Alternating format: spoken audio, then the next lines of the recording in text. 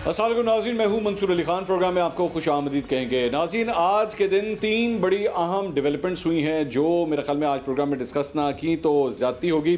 सबसे अहम डेवलपमेंट ये है कि निगरां वफाकी काबीना का आज ऐलान हो गया है। 18 वुज़रा को नई काबीना के अंदर शामिल किया गया है और इसमें चंद ऐसे नाम हैं जो माजी में पाकिस्तान पीपल्स पार्टी और नून लीग की हुकूमतों के अंदर सर्व भी करते रहे हैं।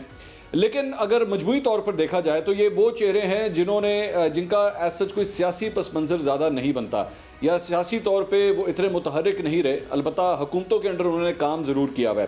पाकिस्तान पीपल्स पार्टी और नून लीग मजमूई तौर पर मेरे ख्याल में आज की इस काबीना की अनाउंसमेंट से खुश होगी, लेकिन अगर पाकिस्तान तहरीक इंसाफ से अगर आप सवाल करेंगे तो मेरा ख्याल में वो बहुत नाखुश होंगे, क्योंकि इसके अंदर चंद ऐसे नाम हैं जिनकी पाकिस्तान तहरीक इंसाफ के साथ बिल्कुल भी नहीं बनी। दूसरी अहम डेवलपमेंट यह है कि इलेक्शन कमीशन ऑफ पाकिस्तान ने यह कह दिया है कि नई हल्का बंदियों का सिलसिला जो है वो अब शुरू होगा और दिसंबर के मिड तक जो है ये सिलसिला चलता रहेगा और उसके बाद 54 दिन का टाइम मजीद दिया जाएगा इलेक्शंस के हवाले से और नॉमिनेशन पेपर्स जमा करवाना, कैंपेनिंग होना, 54 दिन मजीद चाहिए होंगे।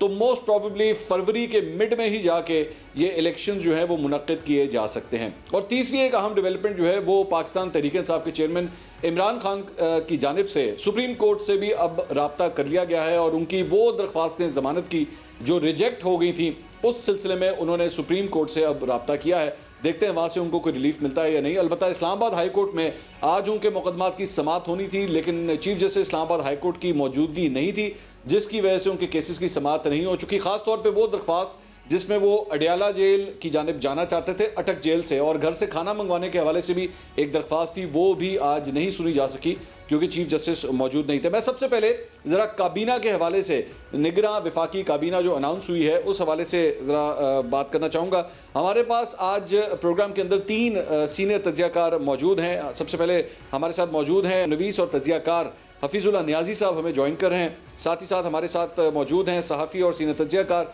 मोहसिन बेग साहब। इसके साथ साथ सीनियर एंकर पर्सन और तज्ज़ियाकार शहजाद इकबाल साहब भी आज प्रोग्राम में हमारे साथ मौजूद हैं। आप तीनों मेहमानों का बहुत बहुत शुक्रिया।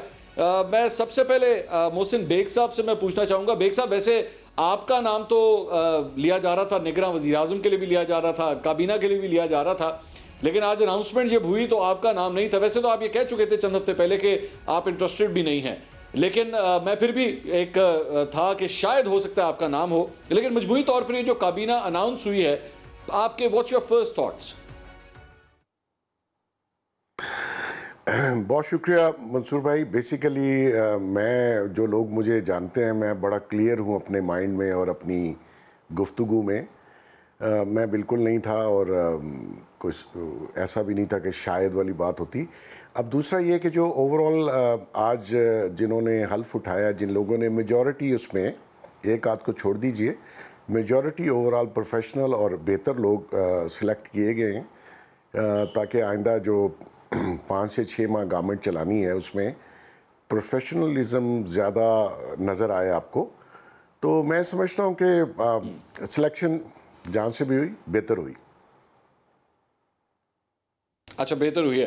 हफीजुल्लाह नियाज़ी साहब, ये सर जो भी ये सिलेक्शन हुई है, बेग साहब का ये बड़ा इंपॉर्टेंट पॉइंट था कि 5 से 6 महीने अगर इन्होंने चलाना है। सर, ये इस काबीना को देख के किसी किस्म के डाउट्स तो नहीं पैदा होते कि ये 5 से 6 महीने वाली नहीं बल्कि शायद ज़्यादा लंबी भी हो सकती है? नहीं, अगर ज़्यादा लंबी हुई तो फिर मेरे लफ्ज़ ले लें कि फरवरी के बाद जो है फिर कोई नया कोई सेटअप जो है वो निगरान सेटअप जो है वो अपसेट होगा और फिर आपको नई एक सूरत से आपको जो है दोबाला होगा। पहली बात तो यह है कि मोहसिन बेग मेरे बहुत प्यारे छोटे भाई हैं और अब मैं क्या बताऊँ मंसूर अली खान साहब कि मैंने लाहौर में कितने लोगों से बयाना पकड़ लिया था कि जब लोगों को ये पता चला कि मेरा छोटा भाई निगरान वज़ीर आज़म बन रहा है तो यहाँ लोगों ने मुझे बयाने पकड़ाने शुरू कर दिए थे। और आपको पता है कि मैं तो बड़े लोगों से कमिटमेंट कर बैठा था बहुत सारी बातों की, तो बहरहाल मेरा तो इन्होंने बेड़ा गर्क करके रख दिया है। ये जो अपनी अदम दिलचस्पी और ये जो हमारे साथ इनके मिसहैप मेरे साथ हुए, इनके साथ तो हुआ नहीं है, ये इनके तो असूल ज़वाबित जो है वो फुलफिल हुए हैं। तो बहरहाल हमारा दौर लगते लगते नहीं लगा। अच्छा, अल्लाह की मर्ज़ी है। पहले ही बेशुमार दफ़ा इस तरीके से जो है फिरते मीर खार देखिए जी, जहाँ तक जो है ना निगरान का तल्लक है, तो पहली बात तो यह है कि हमें कोई इतना ज़्यादा निगरानों के बारे में सोच विचार नहीं करनी चाहिए। निगरान सेटअप में फ़र्ज़ किया मोहसन बेग साहब होते हैं या आज अनवर काकड़ साहब हैं, तो मेरे नज़दीक जो सबसे बड़ी अचीवमेंट है कि एक इनकी एक्नॉलेजमेंट होती, एक रिकग्निशन होती, एक ऐसे लोग मंजर आम पे आते या लोगों की नज़रों में आते कि जो बाद में शायद फॉर द राइट रीज़न और द रॉन्ग रीज़न किसी न किसी वक्त पे वो किसी और काम में हमें फ़ायदा दे जाते हैं। क्योंकि हमारी कौमी सियासत में नए चेहरों की और क्रेडिबल चेहरों की बहुत ज़्यादा ज़रूरत है। हकीकत है कि पहले तो मैं कोई कमेंट देने से पहले अनवर काकड़ साहब की तारीफ़ और तौसीफ़ में बहुत सारे कलमात करना चाहता हूँ, लेकिन 2-3 बातें कहूँ। मैं अपने तौर पे मेरी जो कमिटमेंट नज़रियात है ना, उसके बारे में मुझे बड़ी क्लैरिटी है, और पाकिस्तान के बारे में कह रहा हूँ कि नज़रियाती तौर पे भी, और उसकी जो उसके साथ जो मेरी एक एलिजियंस है, अपने जितना ही अपने से ज़्यादा कोई पाकिस्तानी मुझे मिलता है तो समझे कि मैं उसका फ़रेफ्ता हो जाता हूँ। अनवर काकड़ साहब उनमें से एक हैं।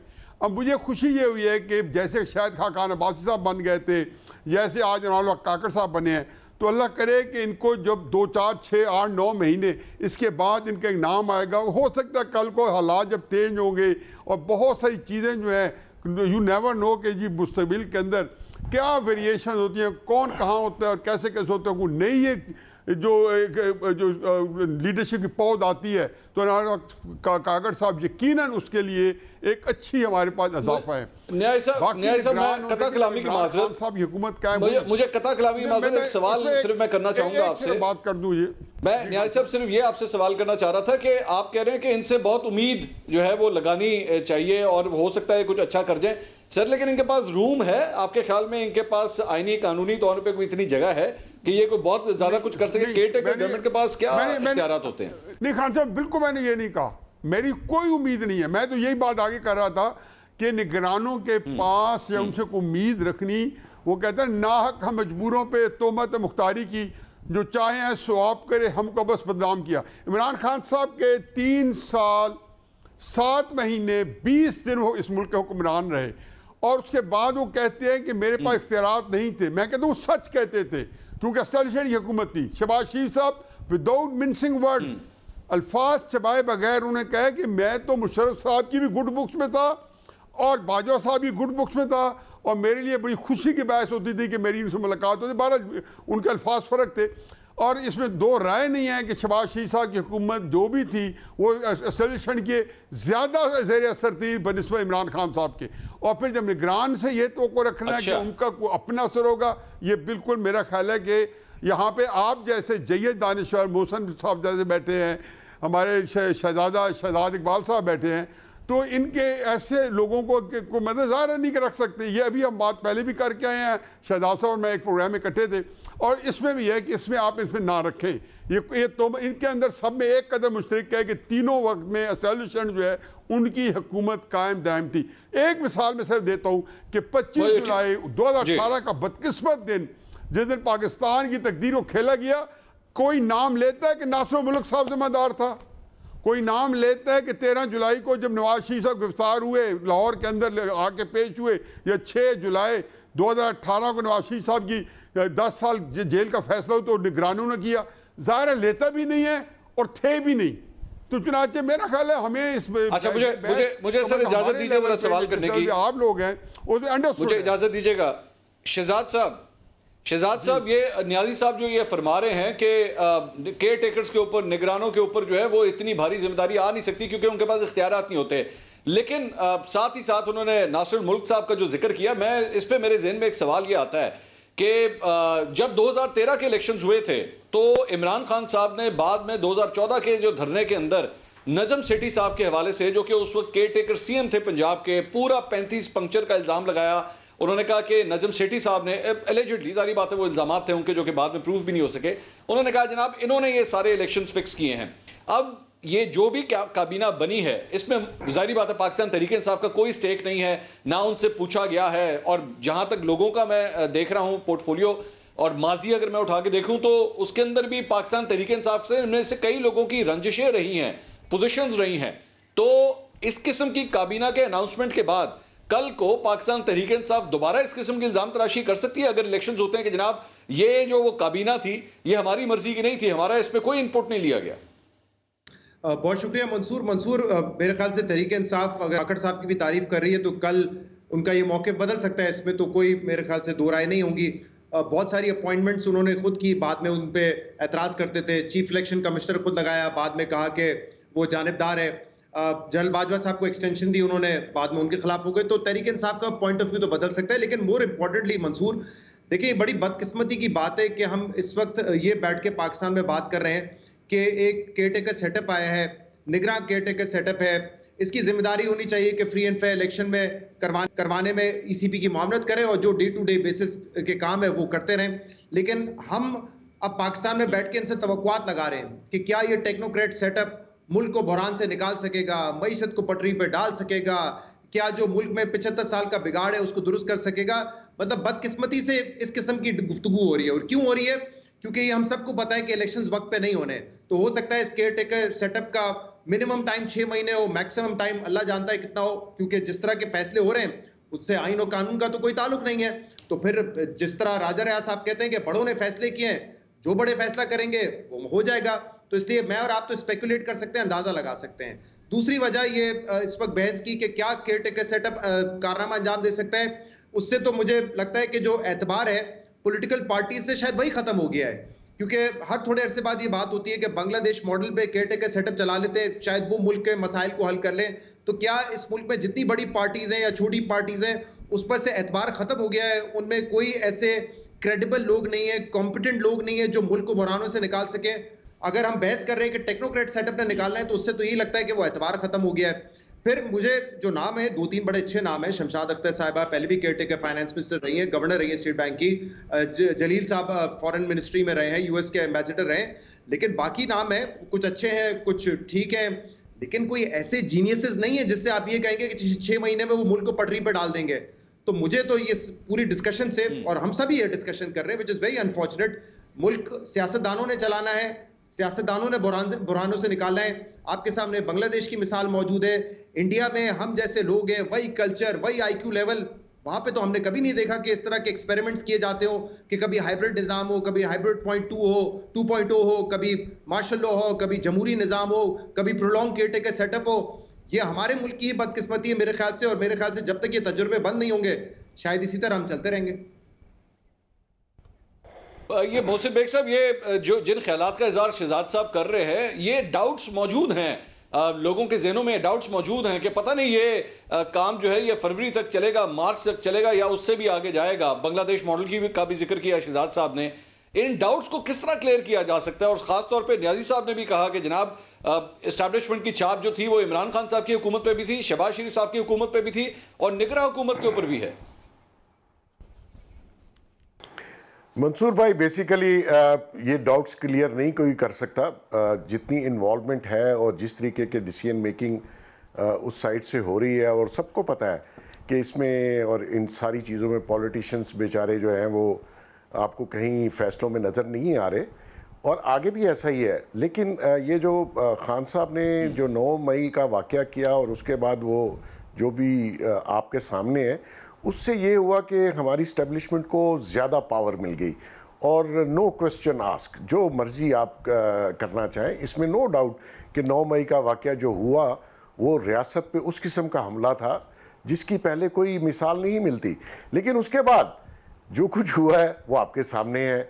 डाउट्स क्लियर नहीं हो सकते, इनसे कोई तवक्को नहीं रखनी चाहिए।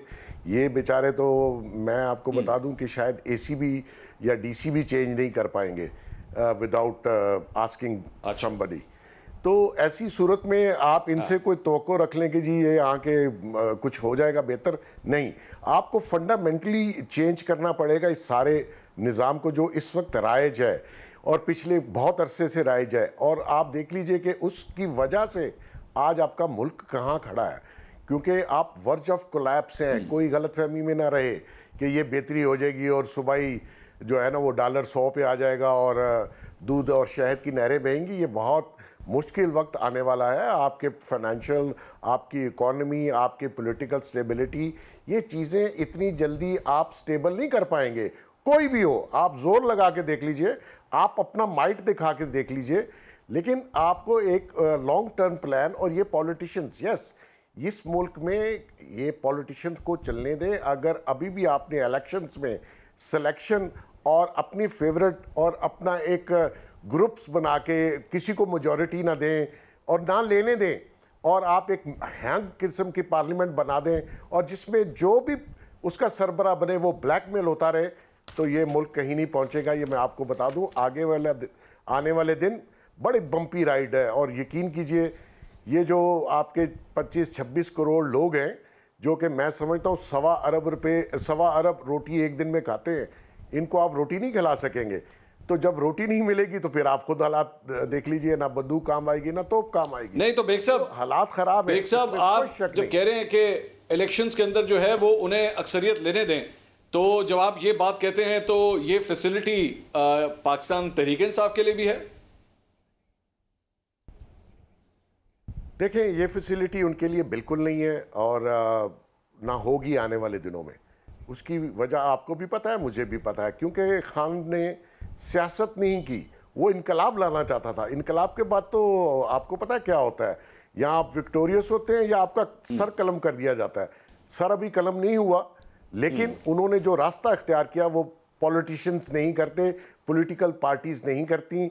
एनीवे, पाकिस्तान में उस तरीके की पॉलिटिकल पार्टीज हैं भी नहीं, उस तरीके का पॉलिटिकल सिस्टम राइज होने नहीं दिया गया, उस किस्म के लोगों को परवान नहीं चढ़ने दिया गया। तो यहाँ भी सियासत अगर गंदी है तो और भी बहुत सारी चीज़ें गंदी है। आप खाली सारा ब्लेम पॉलिटिशियंस पे नहीं दे सकते। तो मकसद ये है कि अगर आपने इस मुल्क को किसी सिमत और किसी डायरेक्शन में लेके जाना है, तो मैं समझता हूँ जो भी फेयर एंड फ्री इलेक्शंस में आ गया है उसको इम्पावर कीजिए, वो फैसला करे और अवाम फैसला करे, जो कि मंसूर भाई मुझे लगता है कि बहुत ही मुश्किल बात होगी। बहुत मुश्किल बात है, ये बड़ी हैरानकुन बात। न्याजी साहब, ये आप जो गुफ्तगू सुन रहे हैं तो पाकिस्तान तहरीक इंसाफ के लिए तो यानी मुश्किलात हैं। वो ये फरमाते हैं कि आने वाले इलेक्शन के अंदर ये फैसिलिटी उनके पास नहीं होगी। और राजा रियाज साहब का कोटेशन मैं यहाँ पे शेयर करना चाहूंगा, जो ये फरमा रहे हैं कि पाकिस्तान तहरीक इंसाफ अगली दफा बैलेट पेपर पर नहीं होगी। किस तरह नहीं होगी सर, ये किस तरह पॉसिबल होगा? क्योंकि कैलकुलेशंस के मुताबिक अभी तक तो कोई ऐसी चीज नहीं है जिसके थ्रू आप पाकिस्तान तहरीक इंसाफ को अगले इलेक्शन से बाहर रख सकें। उन्हें कहा जी कि क्या कह रहे हैं इंपॉर्टेंट नहीं है, who is saying is important. वगरना ये आपका जो बड़ा भाई कह लें या आपका बुजुर्ग कह लें, मैं तो कई महीनों से ये कह रहा हूँ, अपने जियो के प्रोग्राम में भी, अपने कॉलेज में लिख रहा हूँ कि जी ये देखें, इस वक्त कहा जा रहा है ना कि जैसे हल्का बंदियों की वजह से, तो एक अरसे से मैंने ये कहा जी कि जो असल वजह है इलेक्शन की जो तारीख है, अगर इमरान खान साहब का सियासी मक्कू ठप्पा जाता से कि जी जून जुलाई में, जो इनका ख्याल था और यही उनकी अंडरस्टैंडिंग थी कि हम इमरान खान साहब को जान लेंगे, और 9 मई के बाद तो बिल्कुल लगता था कि बस अब महीने 2 महीने की मार रह गई, अब इसको भी एलिमिनेट कर देना है। तो डेफिनेटली इलेक्शन जो है 10 अक्टूबर को भी हो सकते थे और 10 नवंबर को भी हो सकते थे। जब असेंबली डिसॉल्व करने की तारीख सर पे आ गई और ये पता चल गया कि इमरान खान साहब अभी दंदनाते फिर हैं, या उनका अभी मुकमका नहीं हुआ, या जो पब्लिक सपोर्ट तो चलो जो है ये जो सो है, या जो उनके लोग हैं वो भी भागे फिर हैं। बज़ाहिर जो है अगर वो इलेक्शन कराए तो शायद बहुत सारे लोग इलेक्शन लड़ना पसंद भी ना फरमाएं, लेकिन बावजूद जब तक मौजूद है तो उन्होंने ये सोचा कि 3-4 महीने। अब उनका अंदाज़ा ये है कि जी फरवरी तक जो है, और ये बात हल्का बंदियों के हवाले से नहीं है, ये इमरान बंदी के हवाले से है कि फरवरी तक शायद इमरान खान साहब का मुकमका हो जाए और उसके बाद इलेक्शन कराए। लेकिन मेरी एक बात ज़रा ज़हन में रखें, अभी मैंने बात पहले भी थोड़ा सा आपके एक सवाल के जवाब में ज़िमनन कही थी, अगर फरवरी के अंदर इमरान खान साहब का मामला तय ना हुआ तो फिर मैं आपको ये यकीन दिलाता हूँ, और ये मुझे तकलीफ से ये कहना पड़ता है, अल्लाह करे ना हो, फिर ये इस मुल्क के अंदर ये निज़ाम नहीं रहेगा, एक और निज़ाम आएगा और इस निगरान हुकूमत का भी मुकमका हो जाएगा। उसकी वजह एक है, शायद उसके अंदर हो सकता है कि टोटल मार्शल लॉ की तरफ भी ना जाए, लेकिन एक 3 नवंबर 2007 जैसी, मुशर्रफ साहब जैसी इमरजेंसी भी आ जाए। वजह ये नहीं है कि वो कोई मीडिया की वजह से ये करेंगे या कोई और निज़ाम होगा कि जी निगरान जो है हैंडल नहीं करे लॉ एंड ऑर्डर सिचुएशन, या वो तो उन्होंने खुद करनी है। वजह उसकी सिर्फ ये होगी कि अदालतें जो हैं वो उनकी ख्वाहिशात पूरी नहीं कर सकती। देखिए हमारी 70 साल की तारीख है कि हमारा आइन और कानून जो है हमारे इदारे को इंसाफ नहीं दे सकता। हमारे इदारे को जब इंसाफ चाहिए होता है तो वो अपने आप को खुद इंसाफ देता है। ये एक बड़ी है, मैं आपको वो बात बता रहा हूँ। तो खुद इंसाफ देने के लिए ज़रूरी है कि अदालतें फिर रुकावट ना बने और उनको वो इंसाफ चाहिए जो उनको खुद चाहिए। उस सिलसिले में फिर पीसीओ के अदालतों को क्लिप करने के लिए एक निज़ाम आएगा। तो मैं तो इलेक्शन समझता हूँ कि शायद अभी आप पहले, मैं यकीन के साथ अपने कॉलम में लिखता रहूँ कि इलेक्शन फरवरी और मार्च में होंगे। मैं चंद दिनों से, जब से मुझे ये पता चला है जी कि मामला लंबा हो रहा है, तो हो सकता है इलेक्शन जो है 4-6 महीने या साल 1.5 साल और लंबे हो जाएं किसी और चक्कर। ये डाउट्स जो न्याय साहब जिसके बारे में आप जिक्र करें, मुझे एक ब्रेक लेनी है, लेकिन इस ब्रेक से पहले न्याय साहब ने जो लफ्ज़ दिया है, उन्होंने मामला हल्का बंदियों का नहीं है बल्कि इमरान बंदी का है। इमरान बंदी अगर तो हो गई तो फिर इलेक्शन टाइम पे होंगे, वरना साल 1.5 साल के लिए कहानी और भी आगे जा सकती है। शहजाद इकबाल साहब इस पे क्या कहेंगे? क्योंकि इलेक्शन कमीशन ऑफ पाकिस्तान की जानिब से जो आज जो नोटिफिकेशन आया है, उन्होंने तो सिर्फ हल्का बंदियों का जिक्र किया है। इमरान बंदी सारे मामले में कहाँ है और कितना बंद करना है इमरान खान साहब को? वो तो ऑलरेडी जेल के अंदर हैं। इस पर मजीद बात करते हैं एक ब्रेक के बाद। हमारे साथ रहिएगा।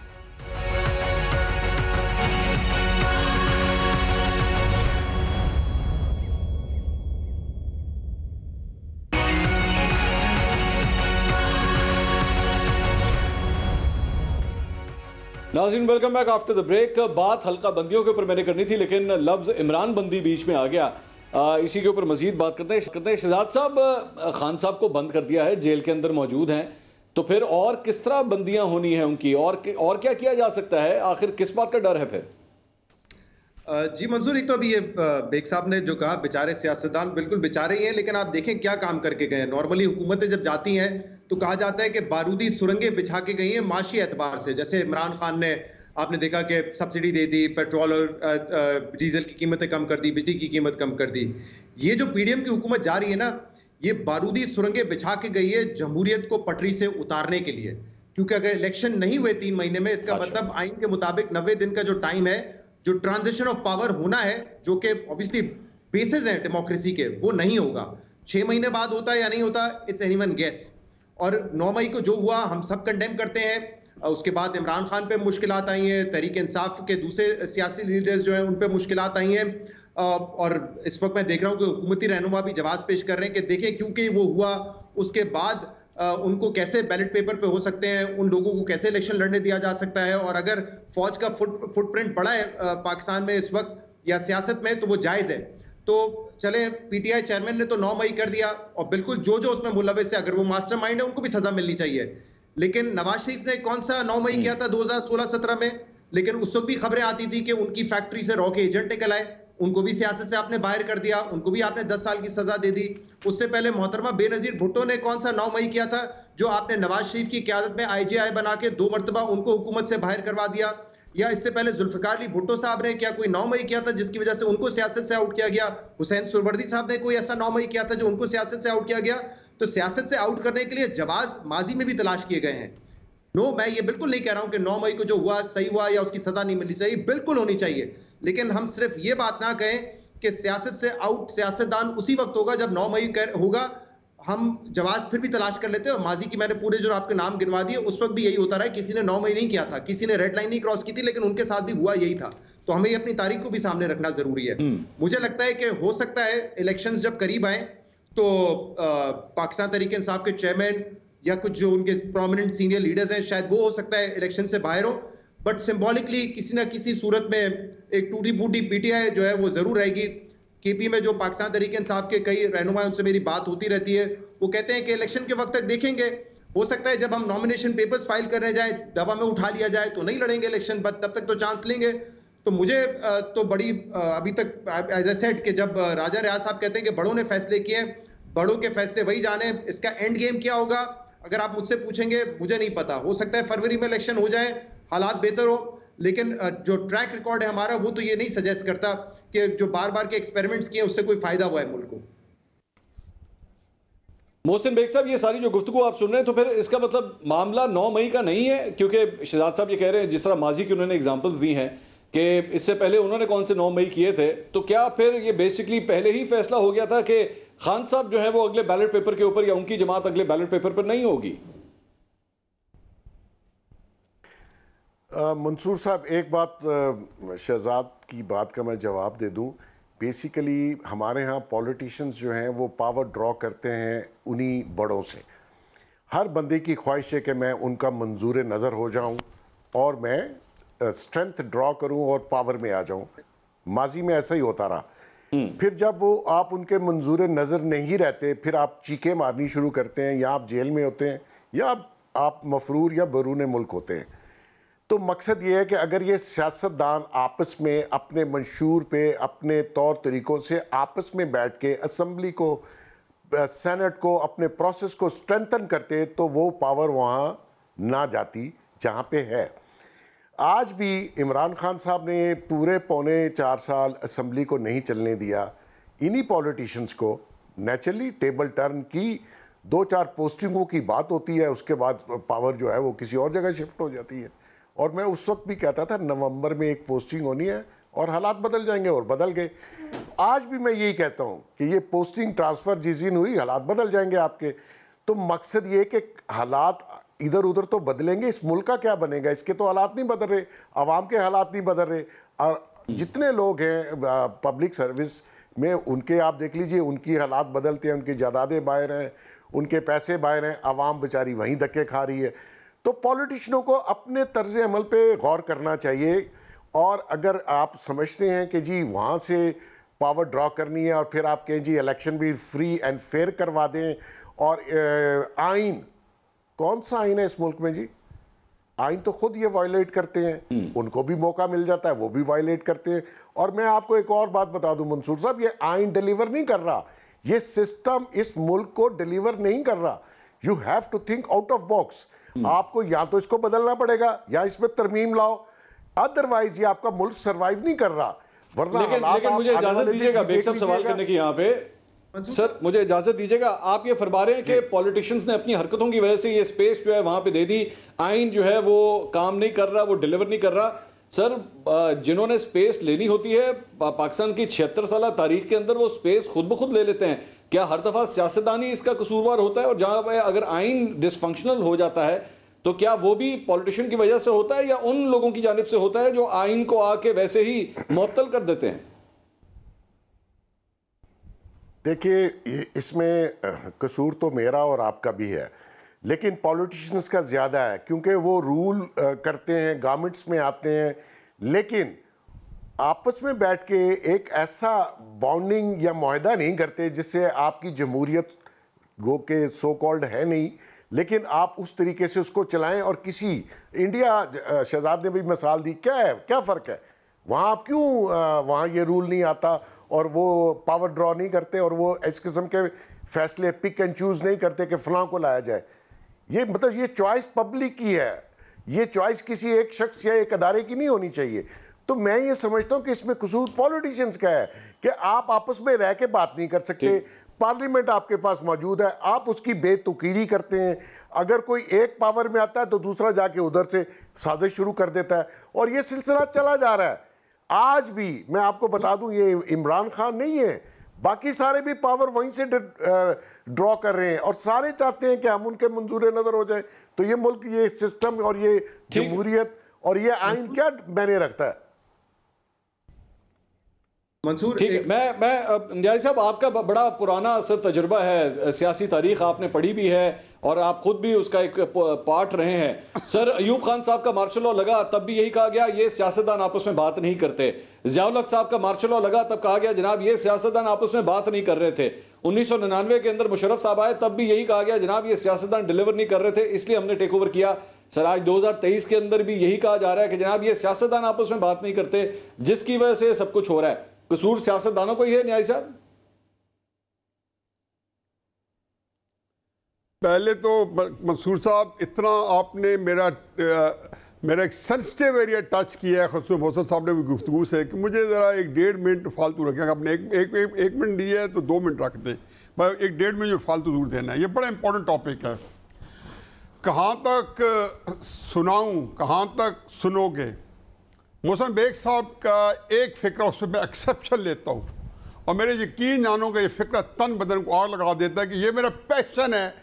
पिछले 30-40 साल के जितना जब से मेरी पॉलिटिकल मेच्योरिटी आई, शऊर आया है कि हमें निज़ाम बदलना पड़ेगा।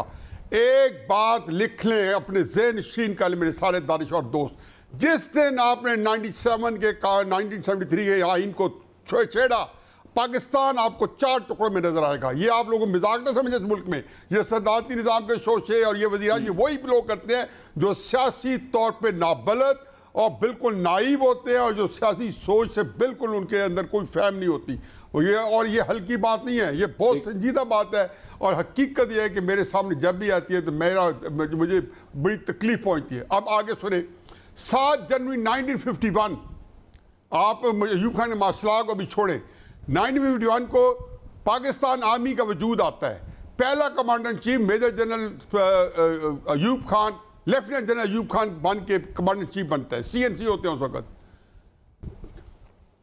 30 मार्च को रावलपिंडी कंस्पिरेसी केस होता है लियाकत अली खान के खिलाफ, जो फाउंडिंग फादर ऑफ पाकिस्तान है, उसको उतारने के लिए 2 जर्नल थे, मेजर जनरल नज़ीर और मेजर जनरल अकबर खान।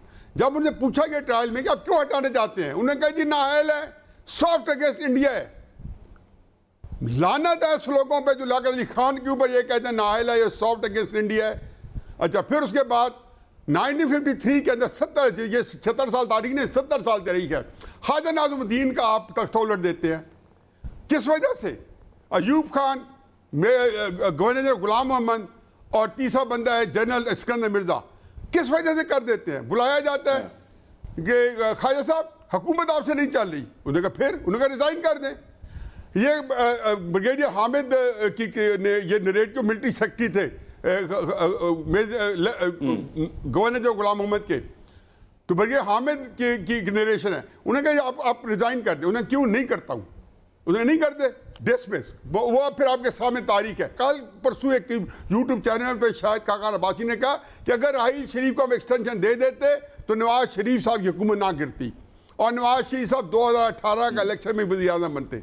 जब भी एक्सटेंशन आती है सर, उसमें ये भी तो न्याय साहब कहा था ना, न्याय साहब सॉरी कतल कलामी की माजरत जाता है सर, उसमें शायद खान अब्बासी साहब ने, सर सुन लीजिए, ये सुन नहीं, ये पूरा सर पूरा बात करें ना, पूरी बात करें कि उसके अंदर ये भी शाहिद खान अब्बासी साहब ने कहा था कि वादे किए हुए थे, एक्सटेंशन के वादे किए हुए थे।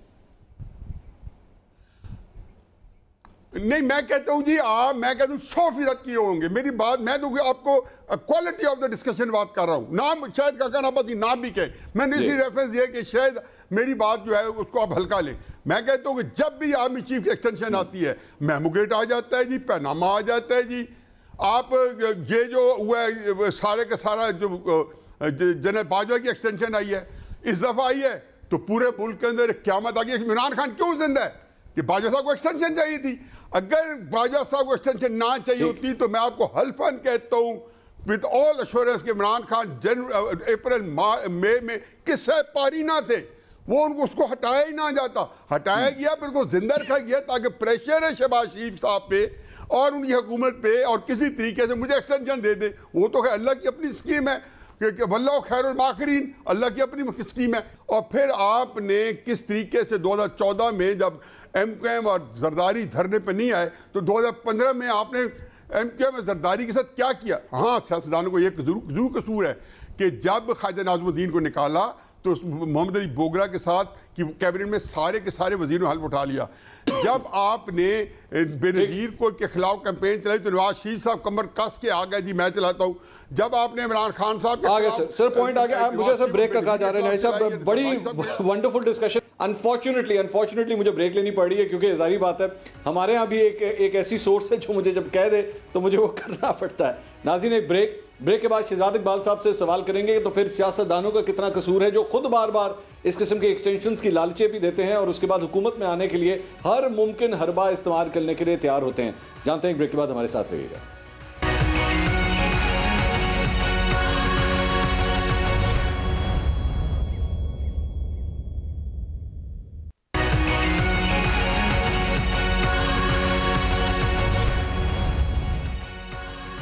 नाज़रीन, welcome back after the break. बात हो रही थी सियासतदानों का कसूर है या मुख्तदर हल्कों का कसूर है कि मामलात यहाँ तक पहुँच चुके हैं। शहजाद इकबाल साहब, जहां पे एक्सटेंशंस की बातें हो रही हैं तो एक्सटेंशंस तो सबने कोशिश की देने की। इमरान खान साहब ने तो मतलब एक ऐसी तारीख रकम कर दी कि उन्होंने तो सीधा सीधा टॉक शो में आके उन्होंने न्यूज शो में आके ये कह दिया कि जनाब ले लें, मैं एक्सटेंशन देने के लिए तैयार हूं, एक्सटेंशन ले लेनी चाहिए बाजवा साहब को। तो सियासतदानों का फिर जिस तरह मोहसिन बेग साहब कह रहे थे कसूर तो है ना, अपने मफादात की खातिर बार बार जाके इस किस्म की डीलें करते हैं ये लोग। मेरे ख्याल से दोनों का है मंसूर, किसी एक को जिम्मेदार नहीं ठहराया जा सकता। मेंगल साहब ने अभी जो 2 दिन पहले इंटरव्यू दिया है उसमें जो बात कही है, अमीन आप सुन के क्या हैरान ही हो जाते हैं। वो कह रहे हैं कि इसलिए एक्सटेंशन दी क्योंकि उसके बदले में हमारे 150 मिसिंग पर्सन बाजियाब हो गए। मतलब वो ये कहना चाह रहे हैं कि अगर जल बाजवा को वो एक्सटेंशन ना देते तो शायद वो फिर भी एक्सटेंशन मिल जाती, क्योंकि पीपल्स पार्टी और नून लीग भी साथ थी, लेकिन उनके 150 लोग बाजियाब नहीं होते, वो मिसिंग ही रहते हैं। तो कहते हैं माओ बहनों का भला हो गया, किसी को भाई मिल गया, किसी को बेटा मिल गया, तो मैंने सपोर्ट कर दिया। अब आप खुद सोचते हैं अगर ये बात सच है तो ये कितनी कोई दुख की बात है कि इस मुल्क में ये सब हो रहा है। दूसरा, बिल्कुल मैं बेग साहब की बात से इत्तेफाक करता हूं कि जब ऑपोजिशन में होते हैं तो असूली भी होंगे, जमहूरी बातें होंगी, वोट को इज्जत होगा। मेरे प्रोग्राम में राना सनाउल्लाह साहब ने 2 दिन पहले कहा है कि ये सारी किताबी बातें हैं। वी शुड एक्सेप्ट कि इस मुल्क की डेवलपमेंट में, इस मुल्क की मईशत में फौज का किरदार है और बिल्कुल होना चाहिए। ये वही बात है जो एक दफा इमरान खान साहब ने मुझे कहा था प्राइम मिनिस्टर हाउस में। मैंने उनसे पूछा कि ये सारे बिजनेसमैन जो है बाजवा साहब से जाके मिल रहे हैं, उनको तो शिकवे लेके आपके पास आना चाहिए। उन्होंने कहा मुल्क में एक ही इदारा है जो फाल है, जो कि कॉम्पिटेंट है, और मुझे कोई फर्क नहीं पड़ता बिजनेसमैन अगर वहां जाके मिलते हैं और फिर वो फैसले करते हैं। तो अगर ठीक है इमरान खान साहब की ये सोच है, फिर वो ये ना सोचे ना कि जब DGISI की अपॉइंटमेंट का वक्त आएगा तो फिर वो अपने फैसले कर सकेंगे, फिर वो फैसले वहीं से होंगे जहां से होने चाहिए फिर। तो इसलिए मेरे ख्याल से ये सियासतदान ऑपोजिशन में होके बड़ी पॉपुलिस्ट बातें करते हैं, फिर ये डेमोक्रेसी की बातें करते हैं, रसूलों की बातें करते हैं, जब हुकूमत में आ जाते हैं फिर कहते हैं कि ये सारी किताबी बातें हैं। लेकिन एक मेरे ख्याल से जो आपने बात की ना, आपका सवाल बड़ा इंपॉर्टेंट था कि ये 9 मई नहीं होता तब भी क्या पाकिस्तान तहरीक इंसाफ चेयरमैन का फेट यही होता? मेरे ख्याल से यही होता। आप देख लें, जब से वो हुकूमत से निकले, एक तो जिस किस्म की वो सियासत कर रहे थे वाकई डिस्ट्रक्टिव थी, उससे कोई फायदा नहीं है, कोई उसको ओन नहीं कर सकता, ना कोई उसको जस्टिफाई कर सकता है, जिसमें वो हक और बातिल की बात कर रहे थे, गद्दार करार दे रहे थे ऑपोजिशन को और वो लोगों को जो उनकी पार्टी छोड़ के दूसरे बेंचेस पे जाके बैठ गए। लेकिन जब उनकी हुकूमत गई, क्या हुआ? जो केस फॉरेन फंडिंग का सालों से 7-8 साल से लटका हुआ था, फास्ट ट्रैक पे चलना शुरू हो गया। उसका फैसला इलेक्शन कमिश्नर ऑफ पाकिस्तान ने सुना दिया। तोशाखाना केस उनके अपने इक्तदार के दौर से चल रहा था, लेकिन इलेक्शन कमिश्नर ऑफ पाकिस्तान ने बाद में उनको नाअहल कर दिया। तो ये हम देखते हैं, जब आप रॉन्ग साइड पे खड़े होंगे एस्टैब्लिशमेंट के, तो तमाम केसेस आपके खिलाफ जो है वो चलना शुरू हो जाएंगे। जब आप राइट साइड पे आ जाएंगे तो चाहे FIA का एक मजबूत केस भी क्यों ना हो शहबाज शरीफ और हमजा शहबाज के खिलाफ, वो बगैर ट्रायल के खत्म हो जाएगा। यानी कि फर्द जुर्म लगनी थी, 7 मरतबा फर्द जुर्म को डिले हुआ और फिर केस फर्द जुर्म से पहले ही खत्म कर दिया गया। तो यही मुझे इन केसेस के हवाले से शहजाद साहब जरा पूछने दीजिएगा मोहसिन बेग साहब से। बेग साहब, ये शहजाद साहब इमरान खान साहब के जिन केसेस का जिक्र कर रहे हैं, इस केस के अंदर, तोशाखाना केस के अंदर जिस वक्त इनको जेल हुई हुई है, अंदर जेल के अंदर मौजूद हैं, कई कानूनी माहिरीन यही कहते हैं कि इस किस्म के केसेस के अंदर आमतौर पर 15 दिन, महीना, ज्यादा से ज्यादा 1.5-2 महीने के अंदर अंदर जमानतें हो जाती हैं, ये शख्स बंदा बाहर आ जाता है। तो खान साहब के साथ भी जारी बात है, आप किस हद तक इसको स्ट्रेच कर सकेंगे? एक हद तक ही जा सकते हैं कि आप उनको अंदर रखें।